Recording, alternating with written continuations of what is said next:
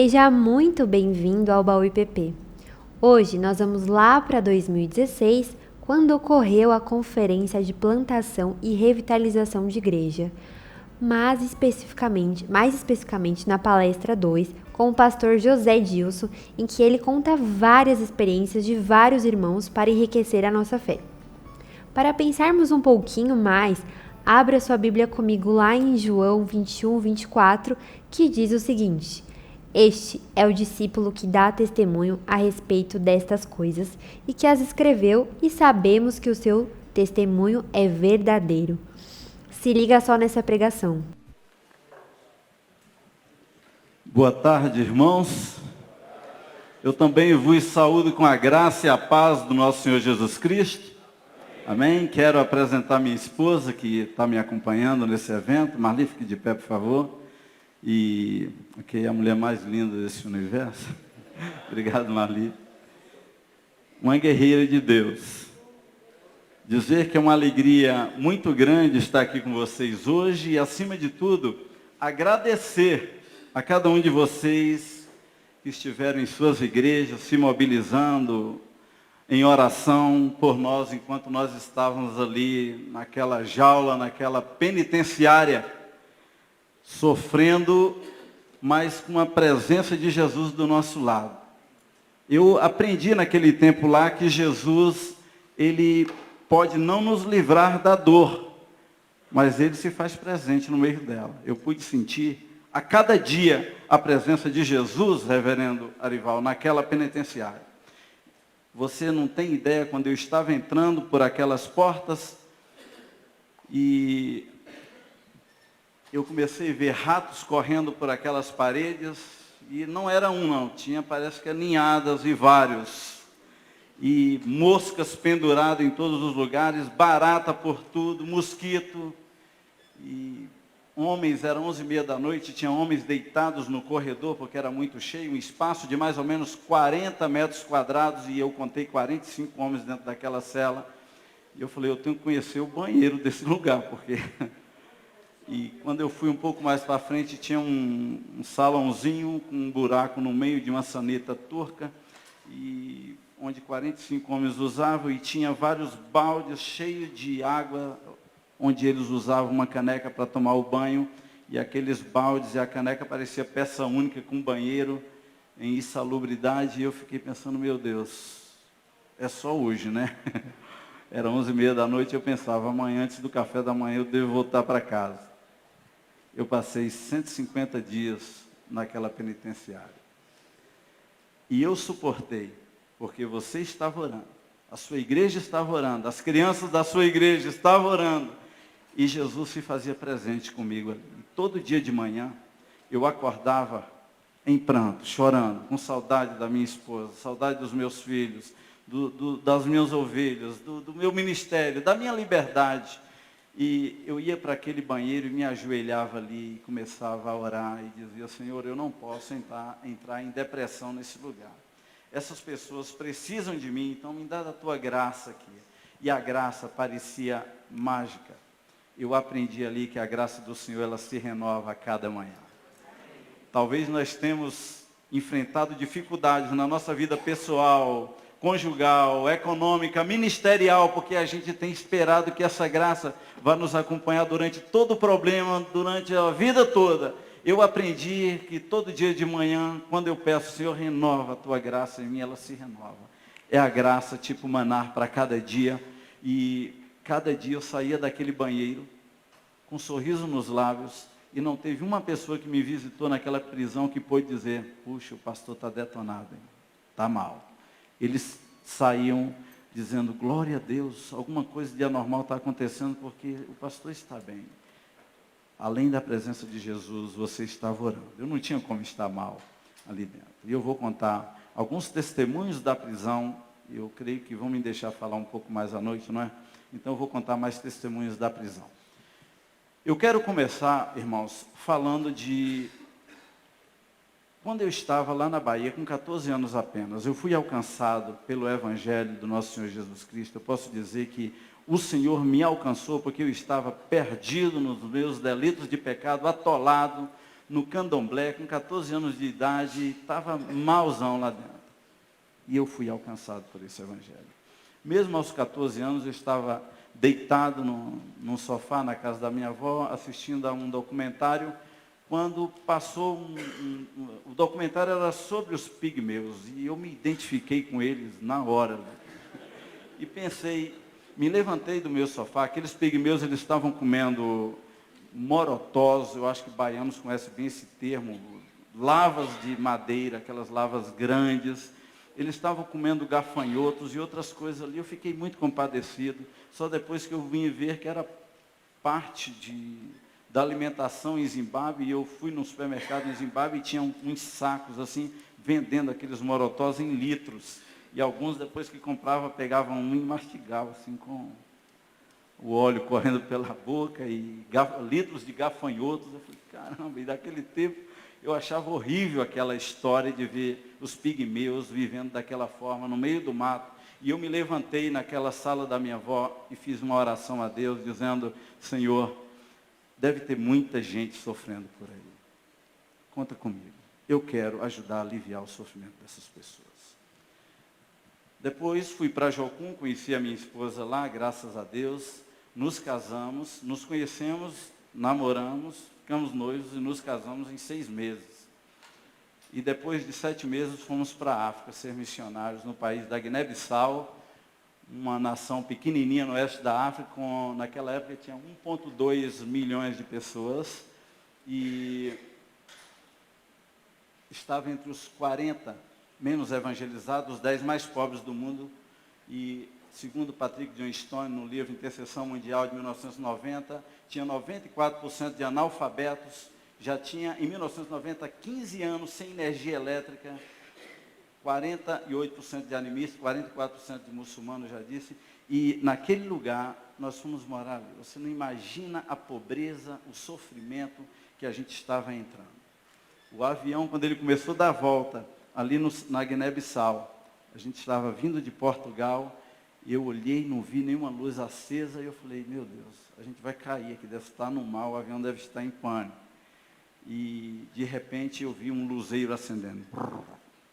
O avião pousou, e depois me contaram que o rapaz que acendia o gerador para ligar as lâmpadas do aeroporto estava bebendo pinga num bar um pouco distante, foram atrás dele, encontraram ele e trouxeram, e ele ligou aquela luz. E nós, ali, iniciou a nossa vida na Guiné-Bissau. Quando chegamos na cidade de Gabu, onde eles dizem que pulsava o coração do islamismo, a maioria, pode-se dizer que 99% daquela população eram muçulmanos. E assim que nós chegamos naquela cidade, um missionário de ponta, de uma missão bem classificada, veio nos dar uma preleção, porque éramos 14 jovens, eu só tinha 22 anos. E quando ele começou a falar, ele disse, vocês vieram aqui para ganhar muçulmanos para Jesus. Eu quero dizer para vocês esquecerem essa ideia. Muçulmano não se converte. E vocês podem estragar o bom trabalho que nós estamos fazendo nesse país. É melhor vocês trabalhar com tribos animistas, porque é onde o povo está se convertendo. Vocês vão estragar o nosso trabalho. Então, esquece evangelização com muçulmanos. Eu perguntei, mas nós vamos fazer o que com eles? Não, faz amizade. E eu pensei, e vai um monte de gente para o inferno desavisados, porque nós só fizemos amizade, não podemos compartilhar o evangelho. Desde os 14 anos, quando eu fiz aquela oração, eu prego o evangelho. Aqui em São Paulo eu já preguei em metrô, dentro de ônibus, dentro de trem, em estação, na Aparecida. Eu vivi evangelizando esses lugares. Aí eu chego num lugar que Deus me chamou e aparece um cidadão dizendo, não pode falar de Jesus. Eu com 22 anos, pronto para morrer por esse evangelho, ouvi tudo aquilo e eu pensei, gente, tem alguma coisa que não está certa. Eu não posso ir embora, eu vou pregar esse evangelho, vou ver o que diz a Constituição do país. A Constituição é laica. Falei, não tem religião o país. Falei, ótimo. Aí falei, agora é hora de orar, jejuar, e fui ler a minha Bíblia, e Deus falou comigo claramente em João 8:32, conhecereis a verdade vos libertará. E o Espírito de Deus começou a falar comigo, é conhecendo a verdade que esse povo vai se entregar a Jesus. Aí eu tinha 2 opções ali. Uma era, me coadunar ao ensinamento de uma missão já bem conhecida, já desenvolvendo um trabalho por longos anos entre muçulmanos, ou me arriscar a pregar esse evangelho. Aí eu fui pela segunda opção. Falei, eu vou pregar esse evangelho. O que acontecer, eu vou crer firmemente que veio de Deus. Outro missionário chegou e falou, você sabe que você pode colocar todo mundo em risco. Eu pensei, o evangelho não chegou até mim, até a minha vida, até a minha cidade, até a minha casa, sem derramamento de sangue. Se tiver que ser assim aqui, então será, mas eu vou pregar esse evangelho. No domingo, peguei meu violão, convidei outros missionários, nós fomos para uma praça pública, num país, numa cidade onde nunca se tinha pregado o evangelho e ter culto público ainda. Então peguei meu violão, comecei a cantar alguns cantos que eu já tinha aprendido na língua daquele povo. Nós estávamos ali há 2 meses e meio, mais ou menos. Pela graça de Deus, eu digo graça mesmo, eu já tinha aprendido a língua crioulo. Era uma fome, um desejo muito grande de compartilhar o evangelho para aquele povo. Guiné-Bissau, a língua era português, é português, a língua oficial. Uma média de 10% da população fala português. 47% fala crioulo. E tem mais 30 e poucas etnias. E o crioulo é a língua de unidade nacional, e eu pensei, eu tenho que aprender essa língua, eu preciso aprender, me envolvi com o povo, com crianças, nas ruas, nas noites, até que eu aprendi a falar. Fui para aquela praça e começamos a cantar. Juntou muita gente, porque é um grupo de branco, no meio de uma praça pública cantando ainda, então virou show, veio aquele monte de gente, vinha policiais, e eu pensei, daqui a pouco o bicho vai pegar. Terminamos de pregar, fomos para casa. No dia seguinte, eu estava na minha devocional, alguém bateu no portão, e eu fui abrir e eu pensei, é a polícia, deve ter vindo para me levar. Mas eu estava consciente e pronto. Então, reverendo Arival, eu já estava pronto para ser preso lá em 1990. E quando eu abri o portão, tinha um garoto, magricela ou magrinho, um saquinho de amendoim na mão, e ele falou, Tubaco, um bili pabia, um misto que vida cumprido, que a boba papia dele é ontem lá na praça. E me entregou aquele saquinho de amendoim de presente. Ele falou, Branco, eu estou aqui porque eu quero aquela vida eterna. Em crioulo fala vida cumprida. Aquela vida eterna que você falou dela ontem lá na praça. Eu quero. E eu mandei ele entrar, depois orei com ele, comecei a ensiná-lo a palavra de Deus. E eu estava, assim, com o coração muito empolgado, porque era a primeira alma. E eu falei, se eu não tivesse pregado, provavelmente ia passar o tempo e esse não ia se converter. E eu estava com o meu coração assim, cheio de fogo para fazer a obra de Deus, para evangelizar. Eu falei, se veio um, vai vir 1000, eu vou continuar pregando. E aquele rapazinho, eu comecei a ensinar a palavra de Deus para ele. E no final de 6 meses, veio um pastor da capital e o batizou. E eu estava andando na rua, eu fiz um programa de evangelismo para aquela cidade. Nós começamos a evangelizar rua por rua, casa por casa. Se você gosta de fazer mapeamento, é um bom mapa para fazer. Pega um caderno, um papel e vai nomeando as ruas e começa a sair. Gente, dá um resultado que você precisa ver. E aquele rapazinho, eu saí para a rua, encontrei com ele com uma espuminha debaixo do braço, uma sacolinha com os restinhos de roupas que ele tinha, um violãozinho velho que eu havia dado para ele, até ensinar a tocar violão para ele, eu ensinei, porque eu sabia, né? Se você me ouvir tocar, você fala, para. E ele com aquele violãozinho dele, aquela coisa, eu falei, mas o que é isso? Você está indo para onde? Aí ele me contou a história. Quando eu cheguei em casa, depois do batismo, meu pai me falou, essa casa é muito pequena para um protestante e um muçulmano viverem juntos. Pega a sua coisa e vai embora. Pega as suas coisas. Você não pode morar aqui. Eu falei, então vamos lá para casa. Ele falou, não, eu não quero que os meus pais, que os meus parentes e amigos pensem que eu saí da casa dos meus pais porque eu queria ir morar com os brancos. Eu quero que eles saibam que eu saí da casa dos meus pais por causa de Jesus. Ele vai cuidar de mim. Então ele alugou um quartinho num canto lá e foi morar naquele quartinho. Naquela semana roubaram tudo dele, ele ficou desvalido, sem nada. Aí um pastor da capital guineense convidou ele para ir para lá, para a capital, morar com ele. Ele foi, de lá uma irmã o trouxe para o Brasil e começou a colocá-lo na escola para terminar os estudos dele. E no meio disso ele terminou em contato com a igreja presbiteriana. O pastor da Quinta Presbiteriana em Belo Horizonte trouxe ele para cá. para a Quinta Presbiteriana, começou a trabalhar com ele, ele terminou os estudos, entrou no seminário, se formou e virou pastor. Presbiteriano, pastor Seco de Alba. Eu quero mostrar uma foto dele aqui.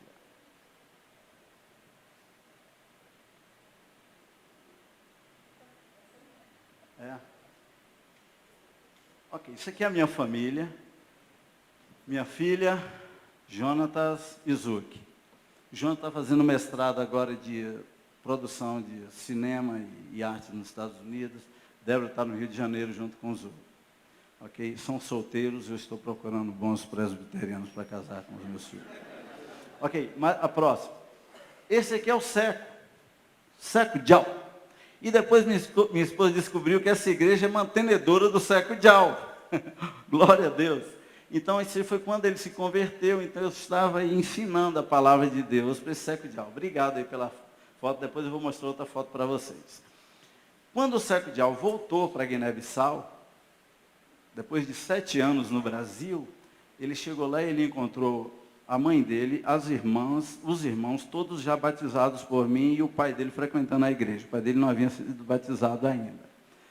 Nós continuamos evangelizando, Deus foi fazendo uma obra assim tremenda naquele lugar. Aqueles irmãos da etnia Fulani, eles estavam sendo ensinados a sofrer, a passar qualquer situação por causa do Evangelho de Cristo. E eles estavam se convertendo. O pai dele, que uma vez o expulsou de casa, porque ele havia se convertido e sido batizado, agora estava enfrentando os mesmos problemas que ele, porque a família dele estava toda na igreja. E ele estava pronto para sofrer. Tudo por causa desse Evangelho. Nós estávamos fazendo praticamente o título dessa conferência, ou desse seminário, que é mobilizando a igreja ao sacrifício. E eles não tinham sacrifícios maior do que seguir e fazer aquilo que Jesus havia chamado. Eu quero que você providencie a próxima foto depois dessa, mas não solta ainda até eu mostrar. Ou eu já vou mostrar, pode soltar ela. É a terceira foto, porque eu quero que você coloque esse menino na sua cabeça. Esse aí. O nome desse menino é Mamadou Ba. Esse menino, ele vivia nas ruas do Senegal. E depois que eu fui solto da prisão, o governador foi lá na nossa base e falou, eu vou tirar os meninos todos do teu centro. E ele o cumpriu depois de 3 meses, ele levou todos os meninos para o centro do governo. O governo do Senegal é uma nação laica também. Eu quero contar a história dele, eu poderia bem que contar a história dele à noite, mas eu tenho muitas histórias para contar. E quando ele chegou lá no centro do governo, um dos obreiros do governo, não devia fazer aquilo porque o governo é laico também, mas um dos obreiros falou com ele, se prepara porque nós vamos para a mesquita orar o nosso profeta. Ele só tinha 13 anos, agora ele tem 16 anos. Ele falou, eu orar o profeta de vocês, eu só oro a Jesus agora. Eu não oro nunca mais, não vou orar nunca mais ao profeta de vocês. Eles ralharam com ele e falaram, você está pensando o quê? Você está brincando conosco? Que diz respeito falar assim do nosso profeta? Você vai orar assim ou nós vamos te dar uma surra aqui dentro. Ele falou, me bater? Vocês acham que eu tenho medo de surra? Vocês sabem quantas surras eu já ganhei nas ruas de Dakar? Por coisas bem pequenas. Vocês sabem como os missionários me encontraram aqui? Nessas ruas me encontrou aqui. Eu estava com os 2 olhos inchados, roxos. Eu não podia enxergar 1 metro na frente, não podia nem andar. Eu estava com as minhas costas todas sangrando de unhas, porque eu tinha sido abusado naquela noite por vários homens. Os missionários me levaram para a casa deles, e os missionários cuidaram de mim, me curaram, e depois falaram de Jesus, e Jesus entrou no meu coração, perdoou os meus pecados, e me deu vida eterna. E vocês estão dizendo que vão me bater se eu não orar o profeta de vocês? Eu quero que vocês saibam, que vocês podem até me matar, mas eu nunca mais vou orar o profeta de vocês. Esse é o Mamadou. Aqueles homens não bateram no Mamadou, mas pegaram ele e jogaram dentro de um carro. Mamadou era um dos meninos que nós tínhamos autorização do pai, um carimbo da polícia local, que ele foi lá e autorizou o filho dele a viver com a gente. Eles viajaram 250 quilômetros com o Mamadou, ralhando com ele, ameaçando. Chegaram na casa do pai do Mamadou e falaram: olha o que esse menino está fazendo com o nosso profeta, conosco, desrespeito. É assim que você criou esse menino? Na verdade, ele não tinha criado. O Mamadou era um menino que vivia nas ruas. E o Mamadou me contou que o pai dele deu um soco na cara dele. E ele desmaiou. Ele falou que quando ele começou a voltar em si, ele só sentia o pé do pai dele chutando as costelas dele. Depois o pai dele pegou ele pela camisa, saiu arrastando pelas ruas, chegou dentro de uma mesquita e jogou ele lá dentro. Falou: agora você vai orar ao nosso profeta, ou eu vou dar um fim em você aqui mesmo. E o Mamadou falou que ele foi respirando com certa dificuldade, reunindo forças, e ficou em pé e fez uma oração bem forte em nome de Jesus. O pai dele falou: esse menino está endemoniado, isso é demônio. Eu vou marcar lá em casa um dia para a gente expulsar esses demônios. E marcou uma data e comprou vários amuletos, patuás, e levou para a casa dele, jogou num canto lá, e disse: isso aqui é para fazer descapetamento. E o Mamadou levantou de noite e fez xixi em cima de tudo aquilo. O pai dele, quando viu aquilo, ficou possesso. Pegou o Mamadou e deu uma surra mais violenta ainda no Mamadou, jogou ele para fora de casa e falou: não quero que você apareça aqui nunca mais. Desmarcou com os amigos a cerimônia, e o Mamadou voltou 250 quilômetros para a capital de Dakar. Eu já estava com habeas corpus, e alguém falou: pastor, o Mamadou está nas ruas. Eu mandei buscar o Mamadou. O Mamadou chegando lá, quando ele chegou em casa, eu chorei de ver o Mamadou com a roupa maltrapilha que ele estava, camisa muito velha, cabeludo, um short rasgado, um tênis muito velho no pé e sujo, e andando arqueado, de fome. E ele passou a me contar como ele estava vivendo. E quando eu vi, eu chorei. Eu falei: Mamadou, eu sinto muito por você, Mamadou. Ele falou: pastor, não sinta nada por mim, não. Todos os meninos que moram nas ruas, todos os moradores de rua, lá daquela região onde eu estou, já sabe quem é Jesus, já sabe do amor de Jesus por nós. Eu estou lá pregando o Evangelho de Cristo. Você quer sacrifício maior que esse? O Mamadou, ele dormia debaixo das marquesas, cobrindo-se de papelão, comendo o resto de comida que ele encontrava no lixo. Já viu um missionário desse tipo? O Mamadou estava lá pregando o Evangelho. Eu falei: Mamadou, eu não posso deixar você lá não, cara. Tirei ele de lá e ele ficou morando no nosso projeto. E um advogado falou: José Dilson, se o governo souber que você está com o Mamadou, então vai ficar difícil a gente defender você no dia do seu julgamento. Você tem que tirar esse menino daí. Então consegui um pastor, onde o Mamadou está vivendo com ele agora. O Mamadou é o melhor aluno da escola dele, já recebeu vários quadros de honra. O Mamadou fala inglês, francês, fula, wolof, crioulo, e se você falar devagarinho, ele ainda entende português. Eu espero um dia poder trazer o Mamadou para ele falar para vocês o quanto ele ama Jesus.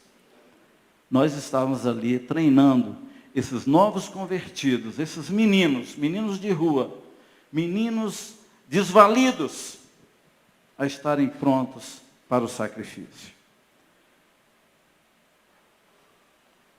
Nós não tínhamos muita gente no início lá em Guiné-Bissau, tínhamos uma pessoa, e nós resolvemos trabalhar nessa pessoa, que era o Seco Dial. O Seco Dial agora é um pastor renomado lá em Guiné-Bissau. A história dele, de Seco Dial, está nesse livro, Lágrimas Milagres. Você vai encontrar o nome dele aqui como Caramoco, que significa amigo. Eu conversei com ele, ele preferiu que eu colocasse outro nome, porque ele está trabalhando com muçulmanos. E eu fiquei feliz, pastor Ivaldo, de saber que esta igreja está ajudando o Mamadou. Isso é uma bênção muito grande. Com Seco. Quem sabe já estou profetizando também, né? Abre a sua Bíblia em Mateus capítulo 5.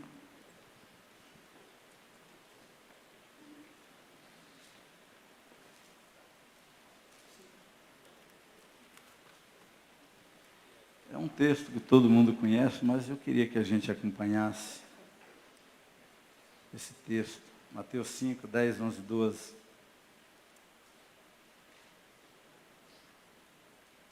Vamos ler juntos? Uma só voz? Bem-aventurados os perseguidos, porque deles é o reino dos céus. Bem-aventurados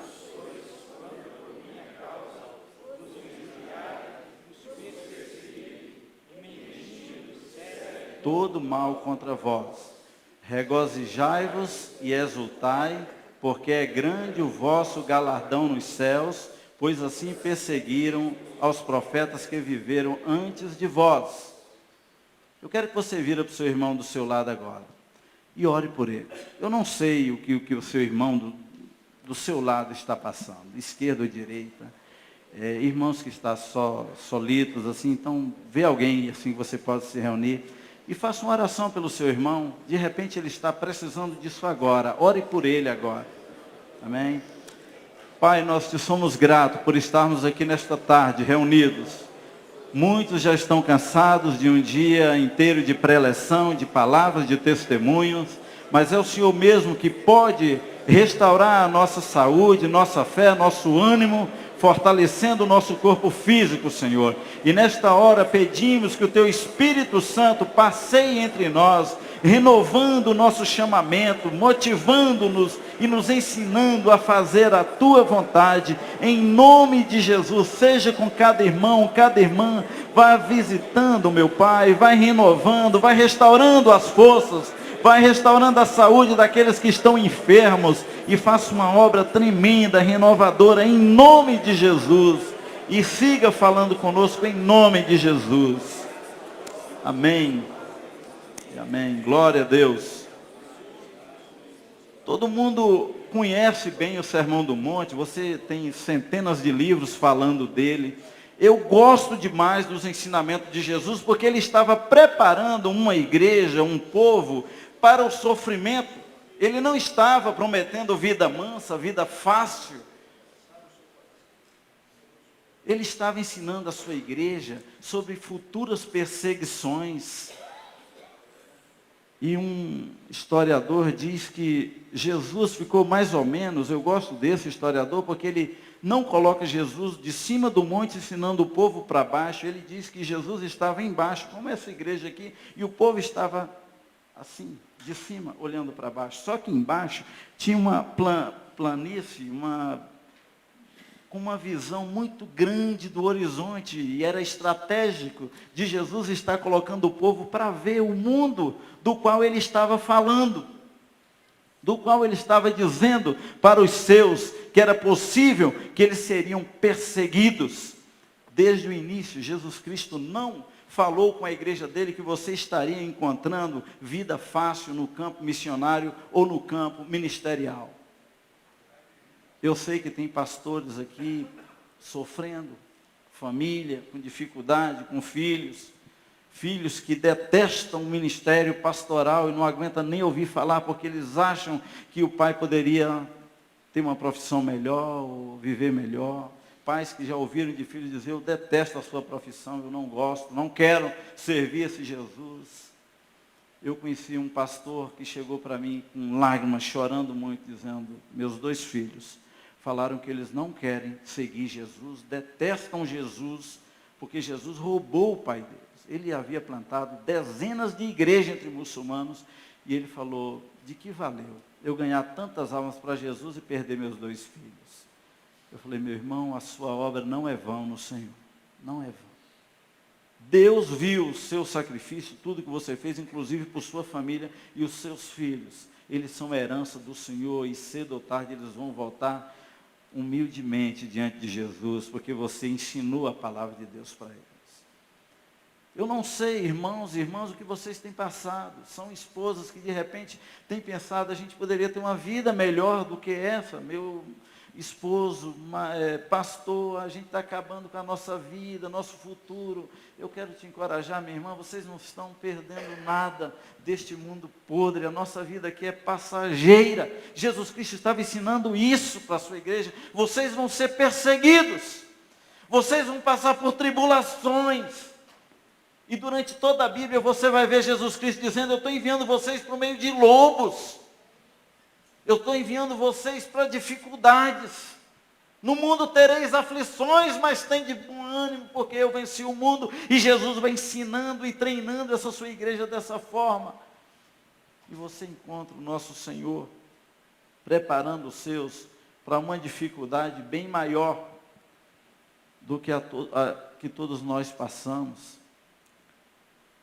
Jesus estava ensinando a futura igreja sobre as dificuldades que ela teria que passar e que ela iria passar.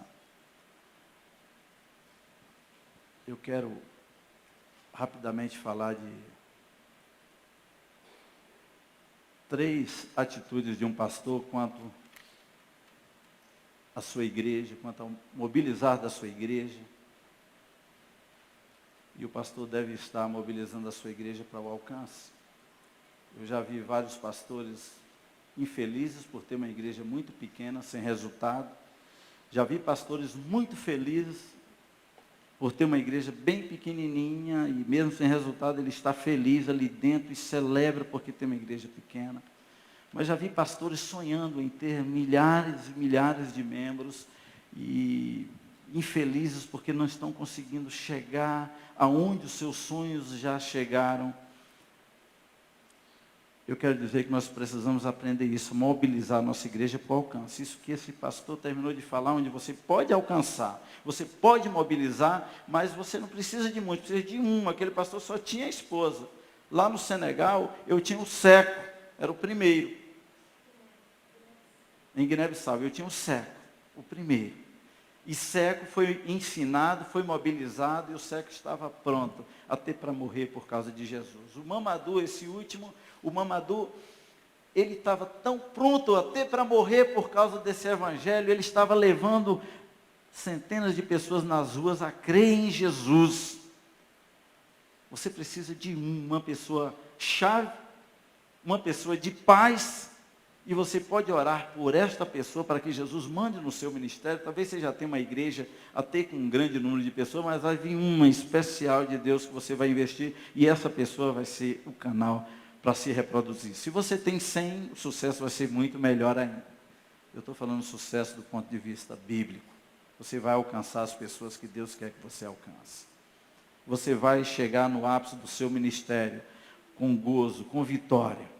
Homens e mulheres que estão morrendo.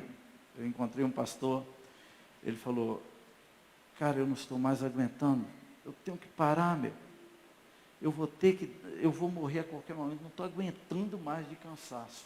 Mas como é que o cara descansa? Ele está o tempo inteiro trabalhando com prostitutas, com homossexuais, com bandidos, com travestis, e ele leva todos esses que ele alcança para dentro da casa dele.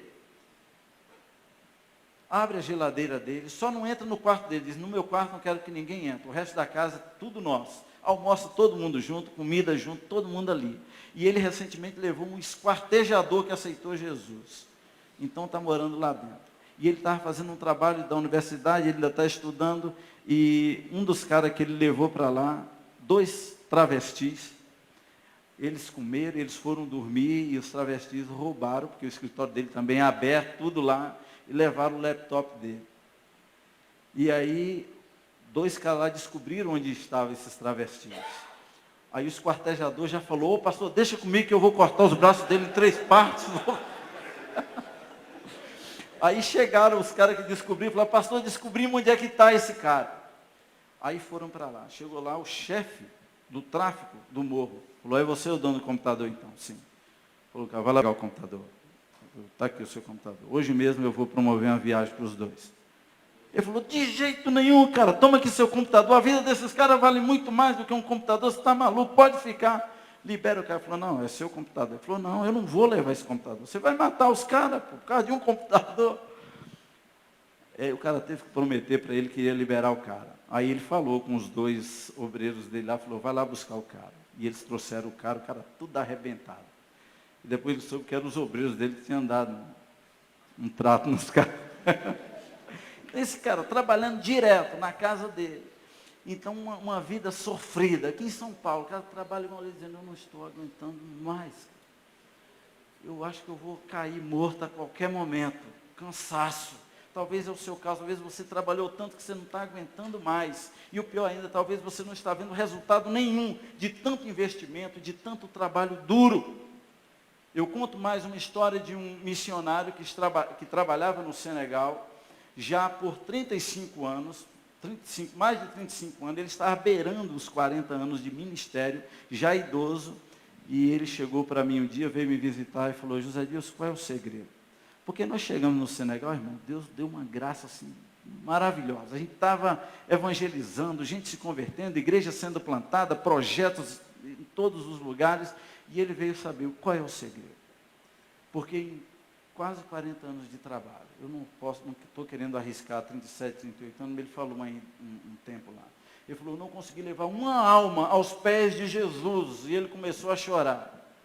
Por que que o Senhor não me deu nenhuma alma? Eu falei: meu irmão, então coloque no seu relatório que os frutos do seu trabalho começaram a florescer agora. Porque eu não estou criando nada novo aqui, eu estou colhendo onde você plantou. Esse trabalho eu não posso levar nenhuma glória dele, é o trabalho do corpo de Cristo. Você semeou essa semente com muita fidelidade, está aqui já há quase 40 anos. Pode colocar no seu relatório e mandar para os seus mantenedores que os frutos começaram a aparecer. Eu estou tendo o privilégio de colher onde você plantou. É seu também esse fruto. E ele saiu com o coração aliviado daquele lugar. Eu não sei como é que você está como obreiro. Talvez você está trabalhando, sua esposa trabalhando, e não está conseguindo os resultados que você esperava. Eu poderia entrar aqui em combate espiritual. Eu poderia falar para você jejuar um pouco mais. Eu já vi muitos ministérios que através do jejum quebrou o jugo. Eu estava na cidade de Guiné-Bissau, plantando a igreja presbiteriana, e no início da igreja presbiteriana estava eu sozinho, ajoelhado na frente, e clamava: Senhor, eu e mais 2 obreiros da Jocum. Eu estava fora da Jocum e eu orava, não, eu ainda não tinha saído, eu estava orando e dizendo: Senhor, manda almas, eu quero almas. E de vez em quando eu olhava para trás, os bancos todos vazios, e a gente clamando, com exceção daqueles 2 obreiros. Aí eu falei com eles: vamos tirar um tempo de jejum e oração? Eles falaram: vamos. Então vamos jejuar 40 dias por salvação de almas. E nós vamos dividir o tempo de jejum e oração em 3. 8 horas para cada um, e cada semana um faz um horário, depois a gente reverte de novo. Ficamos 40 dias orando. Eu estava lá na frente, no final dos 40 dias, dobrado o joelho orando: Senhor Deus, manda almas, manda almas. Olhei para trás, a igreja estava lotada. Não é que lotou naquele dia. Elas começaram a vir, e naquele dia, no final dos 40 dias de jejum, estava com a igreja lotada. Hoje esta igreja, a maioria eram crianças de 9, 10 anos, hoje são os jovens, são presbíteros, são pastores, e chegou um especialmente, ele tinha 6 anos, pequenininho, Lacna, fortinho, e eu cheguei para ele e falei: Lacna, nós já tínhamos plantado uma igreja evangélica, os 2 primeiros anos nós tínhamos 120 pessoas convertidas, passamos esse trabalho para frente, tudo fruto que tinha começado ali com o século de Al I, cidade de Gabu, onde a gente não podia falar de Jesus. E aí chega o Lacna. Eu falei: Lacna, você tem que ir lá para a igreja evangélica, Lacna, porque lá eles falam a sua língua. Aqui a gente fala mais fula, crioulo, lá eles falam balanta, vai para lá. E o Lacna é filho de um feiticeiro, o principal feiticeiro da cidade, um cara que bate tambor, que invoca demônios, é magia negra mesmo. E eu falei: vai para lá. E eu pensava: esse menino, daqui uns dias o pai tira ele daqui, é melhor que ele já fique lá. Também a igreja está perto do centro do pai dele. E ele falou: não, essa aqui é minha igreja. Era a igreja presbiteriana. E eu falava: puxa, esse menino aqui, fui falando com ele, e ele me peitava, criança sabe que é bem transparente, ele dizia: essa é minha igreja, eu não vou para lá, vou ficar aqui. Eu falava: que menino teimoso. Em suma, o Lacna ficou adolescente, jovem na igreja, veio para o Brasil, fez seminário, agora é o reverendo Lacna, tá, gente? E no dia da ordenação dele lá, o pai dele reuniu toda a família e falou: nós vamos hoje, que é o dia da ordenação do Lacna. Toda a família vai seguir o Deus de Lacna agora. Só eu vou para o inferno, mas todos os outros vão para o céu. E está lá a família do Lacna toda, e o Lacna é o pastor da igreja. Irmãos, o jejum, a oração quebra o jugo. Você pode ler os melhores autores, escutar os melhores evangelistas e líderes, a sua igreja vai ser mobilizada, ela vai crescer e vai frutificar a partir do seu relacionamento pessoal com Jesus, do tempo que você gasta com Ele. É através desse relacionamento, você deve alcançar pessoas para o sacrifício, e isso acontece quando o Evangelho é puramente ensinado com tanta verdade e paixão, ao ponto da pessoa estar pronta ao sacrifício por Jesus. E isso eu ensinava para aqueles que vinham até Jesus Cristo. Eu ensinava com paixão esse Evangelho do nosso Senhor Jesus Cristo, que essas pessoas saíram dali, e eu, reverendo, não ensinava dizendo, você tem que morrer por Jesus, hein? Nada, isso é o islamismo que ensina aos adeptos dele. Eu ensinava para vocês têm que amar Jesus, porque Ele amou vocês quando vocês não eram nada. Ele me amou quando eu estava no candomblé. Ele estendeu as mãos e me tirou daquele lamaçal. Eu nunca quero fazer mais nada dessa vida, a não ser viver para o meu Senhor. E quando eles vão percebendo isso, eles vão entendendo que vale a pena sofrer por Jesus. A igreja, ela vai atuar de acordo com o fogo que existir no coração do pastor ou da liderança. Eu cheguei numa igreja, culto de oração, e tinha um grupo enorme, assim, de 15 pessoas. Uma igreja de quase 2.000 pessoas. Com 8 pastores, eu fiquei olhando, cadê os pastores? Só tinha um pastor e eu que estava lá. Cadê os presbíteros? Ninguém. Nenhum presbítero. Falei, irmãos, essa igreja não tem tendência em crescer, em multiplicar e levar a igreja a ser mobilizada, porque a liderança da igreja não crê no que eles estão fazendo, não tem paixão pelo que eles estão fazendo. Então a igreja tanto faz como tanto fez. Então se os presbíteros não vêm, os diáconos não vêm, os pastores não vêm, e o membro pensa, eu vou para quê? Esse negócio não deve ser importante mesmo não. É preciso que tenha fogo, paixão no nosso coração. Se cremos em um Deus Todo-Poderoso, se somos capazes de entregar nossa vida sem reservas a Deus, o nosso rebanho compreenderá isso e nos seguirá. Nosso rebanho poderá estar engajado na transformação da tua cidade. Eu posso baixar um pouco mais da tua rua, do seu bairro, da sua cidade, do teu país e do mundo todo. Ela pode estar engajada, mas tudo isso vai ser fruto daquilo que corre no teu coração. Não adianta você só ensinar que o teu rebanho deve ganhar o mundo, mas você nunca vai para evangelismo. Eles vão achar que não vale a pena, que você só está ensinando por ensinar. A sua igreja vai ser o que você é, vai seguir o que você pensa que vale a pena. Segundo, você deve mobilizar a sua igreja ao treinamento.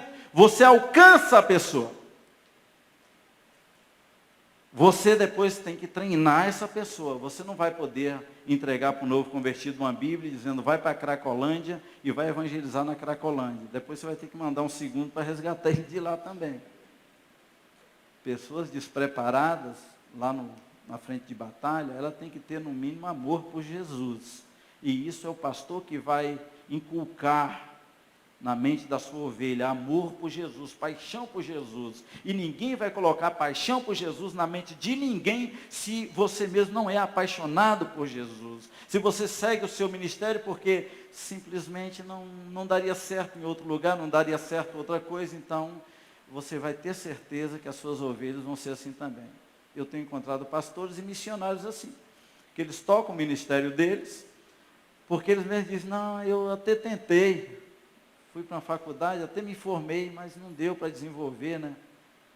Eu até tentei, mas aqui pelo menos eu tenho um salário, estou educando meus filhos em boas escolas. Não vai funcionar, não vai ter resultados, porque tudo vai ser fruto do seu amor por Jesus. Então você tem que treinar a sua igreja, mobilizá-la, treinar para uma visão mundial. Nossa missão não pode ser menor do que o mundo. Eu louvo a Deus porque esta igreja, e eu creio que muitas das igrejas aqui representadas por vocês, têm tido uma visão de mundo. tem pensado na missão local, missão urbana, mas tem também pensado na missão transcultural, porque é o mandamento do nosso Senhor Jesus Cristo. Se você está treinando uma pessoa e ela vai ficar com uma visão bem fechada e limitada, porque a visão dela é somente aqui, é bairrista, é somente urbana, está faltando alguma coisa. A missão completa, ela é urbana, mas ela também é rural, ela é interurbana, ela é multicultural e transcultural. Então você tem que ensinar tudo isso para a sua igreja, para que ela possa progredir. E se a nossa missão for a nossa sala de estar, toda a igreja estará comprometida com a sua sala de estar. Porque a sua conversa é baseada naquilo ali. Por que essa igreja segue o reverendo Arival? Porque ele vive falando da visão, dos sonhos de plantação de igreja, e eu ouvi que essa igreja está com 35 novas igrejas por aí plantadas.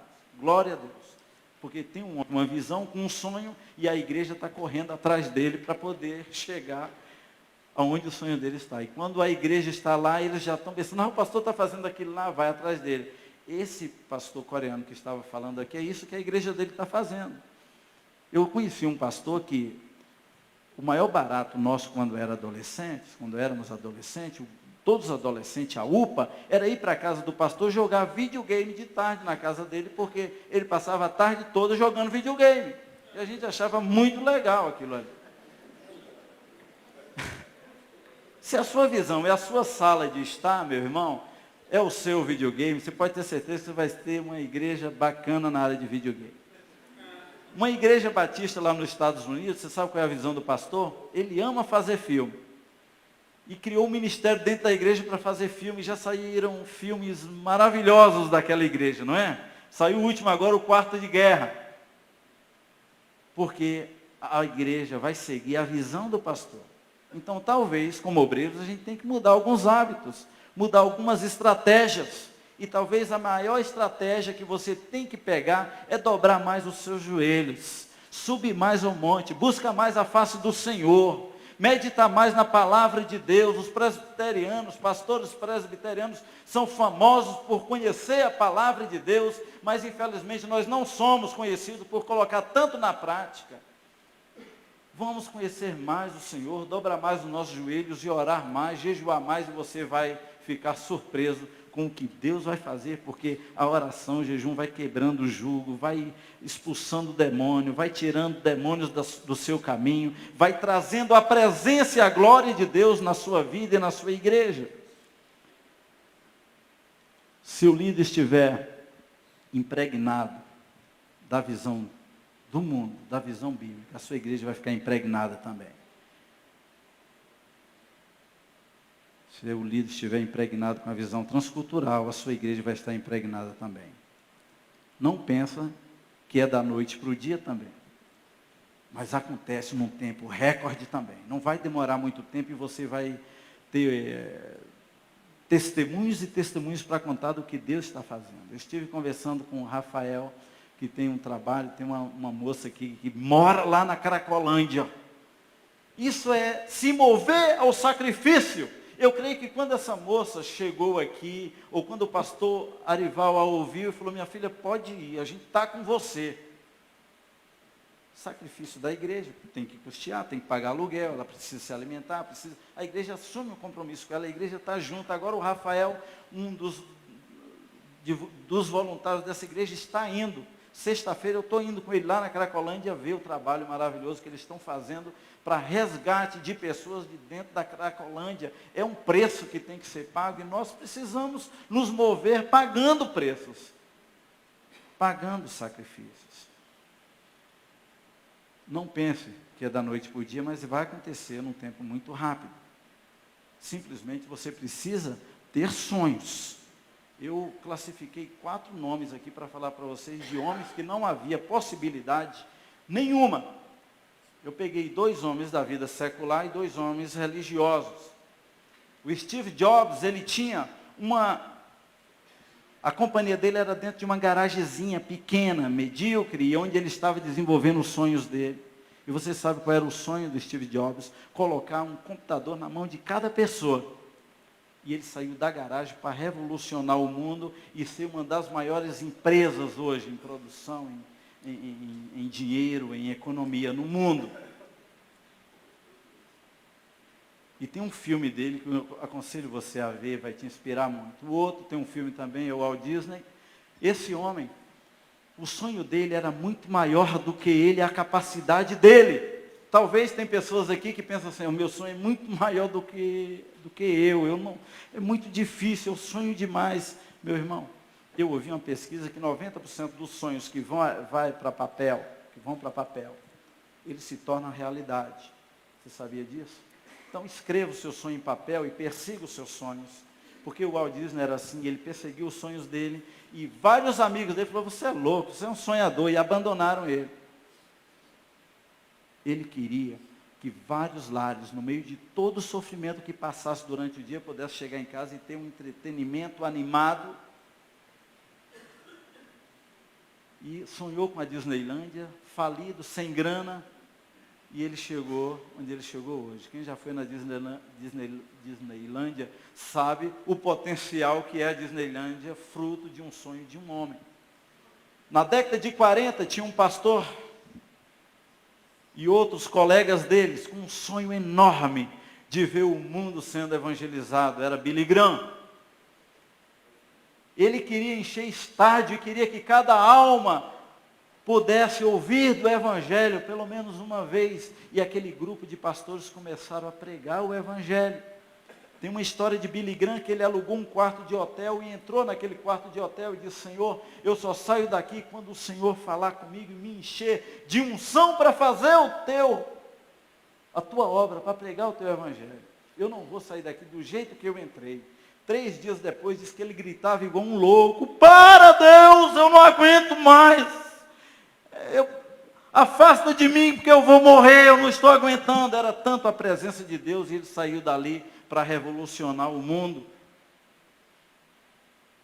Foram mais de 200 milhões de pessoas que foram alcançados pelo evangelho através do ministério de Billy Graham. Mais de 1 bilhão que ouviu a palavra de Deus pelo rádio e pela televisão. O último é o irmão André. Ele tinha de fato uma cortina de ferro. E ele disse que era uma cortina de lágrimas, de sofrimento. E o alvo dele era que cada pessoa atrás daquela cortina de ferro, naqueles países fechados, pudesse ter acesso à palavra de Deus. E ele foi contra tudo e todos, e entrou em todas aquelas nações fechadas, distribuindo Bíblias. E ele tinha a cumplicidade de Deus, porque os guardas chegavam e não viam as Bíblias. E Deus respondeu os sonhos dele. Será que Deus não responde o seu? O último, você deve estar preparado, mobilizando a tua igreja para ser enviada. Porque se você alcançar, treinar e deixá-los aqui dentro, eles vão morrer ou vão procurar alguém que possa enviá-los. Você vai estar trabalhando para outro ministério. Então o último você tem que enviar. E se Deus tocasse no seu coração e você pudesse enviar a igreja toda. E você pudesse chegar aqui, reverendo, e está a igreja vazia e dizer, eu tenho que fazer tudo de novo. Porque está todo mundo no campo, está plantando igreja. Então de 35 nós somos para 350. E Cracolândia, e casa de recuperação, e rádio, televisão. Se fosse assim. E você pode sonhar com isso. Landa Cope, ela lançou um livro falado templates do Antigo Testamento, modelos do Antigo Testamento, onde ela diz que a igreja do Senhor, quando Jesus Cristo falou em Mateus 28, dizendo, toda autoridade me foi dada no céu e na terra, e Jesus Cristo ali, ele envia os discípulos, dizendo, indo e fazendo discípulos.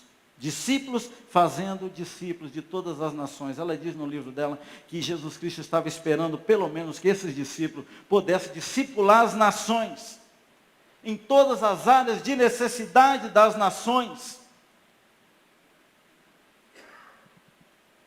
E no século XVI, quando Gutenberg inventou a prensa, ela diz isso lá, a igreja falou, uau, que oportunidade nós temos agora de imprimir a Bíblia. E a igreja foi lá e imprimiu a Bíblia e distribuiu a Bíblia no mundo todo. E a Bíblia hoje é o livro que já foi mais impresso no mundo todo. Mesmo quando vieram homens maus e publicaram revistas pornográficas, livros satânicos, a igreja não desistiu de publicar a Bíblia. Chegou a era do rádio. A igreja olhou e falou, que maravilha! A gente pode entrar nos lares bem distantes através do rádio. E a igreja pegou o rádio. Ela diz no livro dela que 80% das rádios no mundo todo está na mão da igreja. Glória a Deus por isso. Quando chegou a televisão, a igreja falou, isso é coisa do diabo. Vamos ficar longe desse negócio. Quando chegou a internet, a igreja falou, isso é coisa do diabo.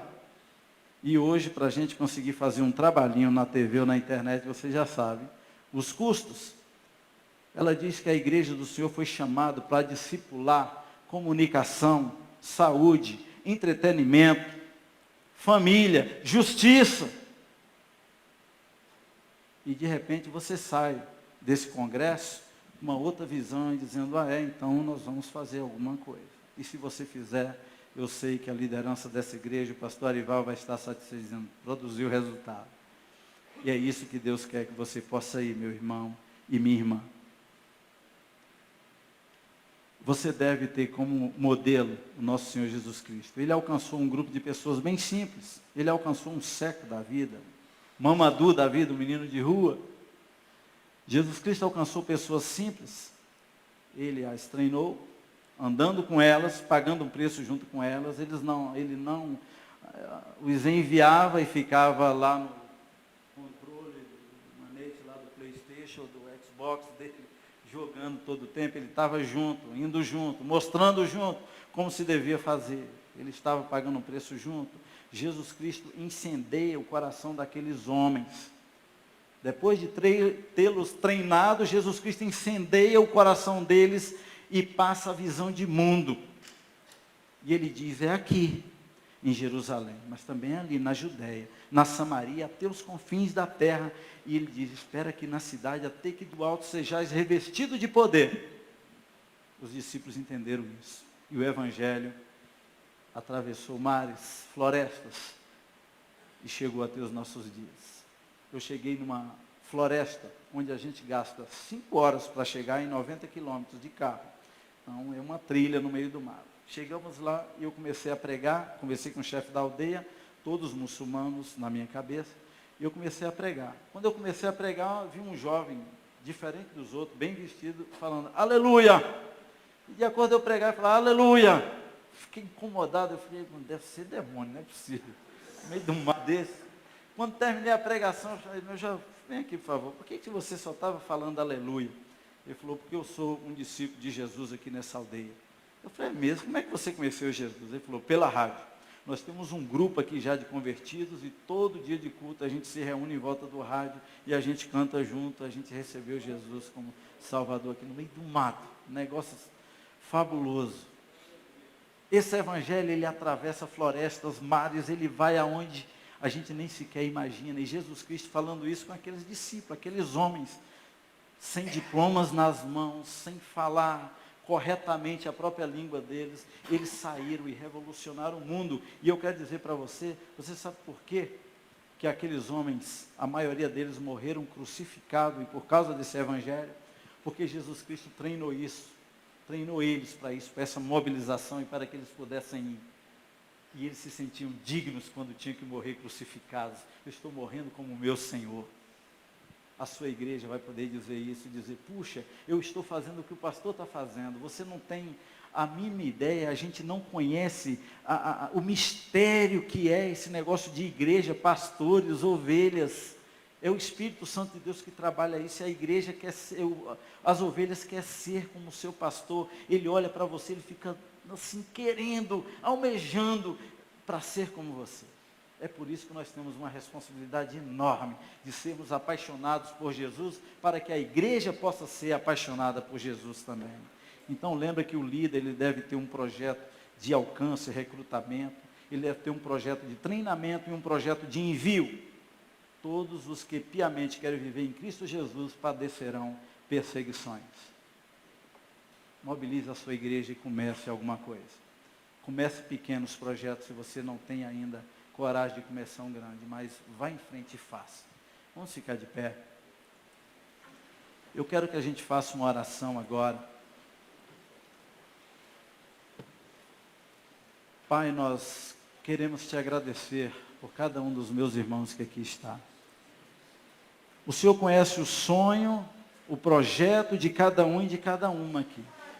Eu peço que em nome de Jesus, não permita que nenhum de nós saiamos desta igreja, deste auditório, sem a convicção que precisamos nos encher mais do Senhor, de sermos mais apaixonados pelo Senhor e que temos um compromisso com o Senhor de alcançar, treinar e enviar. Pai, nos ajude a mobilizar nossa igreja para pagar o preço que for preciso pagar para que esse evangelho avance, entre em lares, em casas, em lugares onde ainda não existe a presença do teu evangelho. Que seja assim, meu Senhor, em nome de Jesus.